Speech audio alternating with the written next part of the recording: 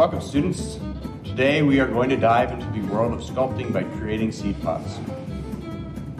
This project will allow you to explore creativity while learning fundamental sculpting techniques. Let's get started. Step 1, we need to get all the air bubbles out of our clay.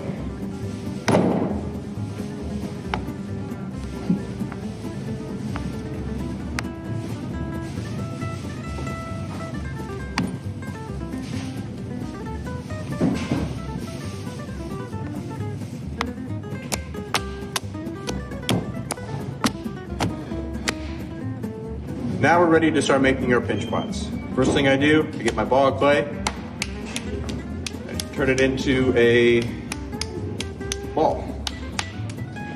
After that, dent with your thumb, and I continue to push my thumb all the way in until about a ½ inch on the bottom. After that, you are gently pinching around, rotating the clay in your hand as you go, until the bottom and all the sides are the same thickness.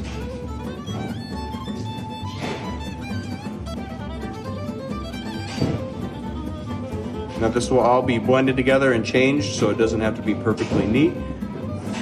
You're just looking for uniformity. Now that we have our two pinch pots, it's time to join them together. It's really important to remember anytime we're joining clay to clay, we need to score and slip. That's a good way of saying we need to scratch it up. I like to use a fork.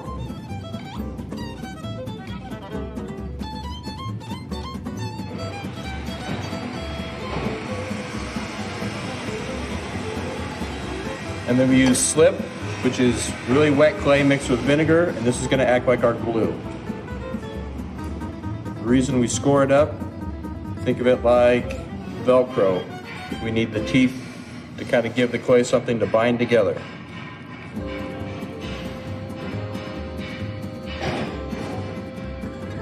Push it together. Now the air is trapped inside and that kind of helps us keep the shape. And I use my thumbs and I go all the way along the seam, making sure the air is pressed out.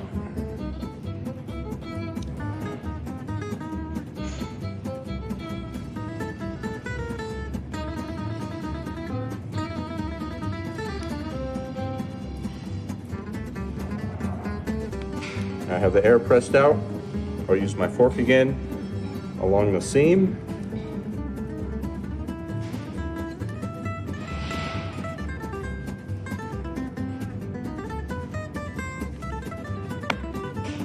And now I can blend it back out with my finger.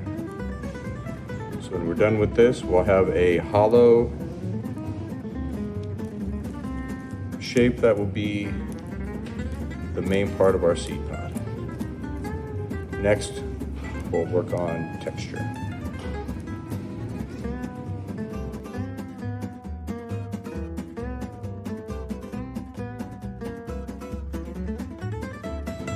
At this point, we have our seed pod form, and it is now time to ask ourselves what are some different ways we can manipulate the form to turn it into a seed pod. Two different ways to do it are additive and subtractive. Additive simply meaning I'm going to add more clay to it. Subtractive means I'm going to take it away. So for this one, I'm going to use just a butter knife, anything that I can use to cut it.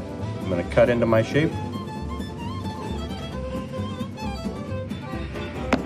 And crack it open.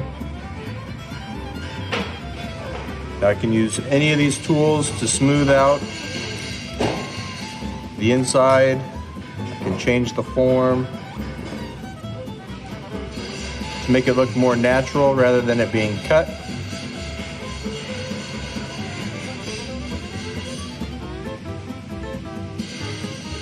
can even use just my fingers.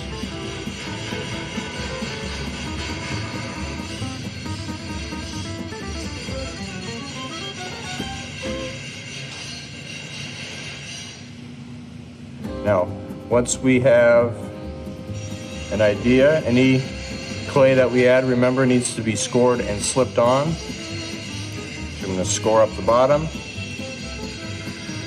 I'm going to add my slip.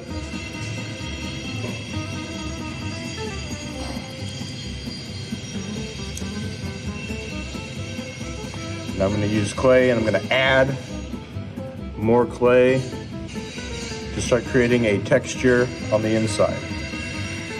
The element that we're focusing on in this project is texture. And the principle is unity. Unity meaning everything needs to look like it goes together. So if my texture is bumpy on the inside, I need to think of the texture on the outside that will complement it and keep the whole form unity.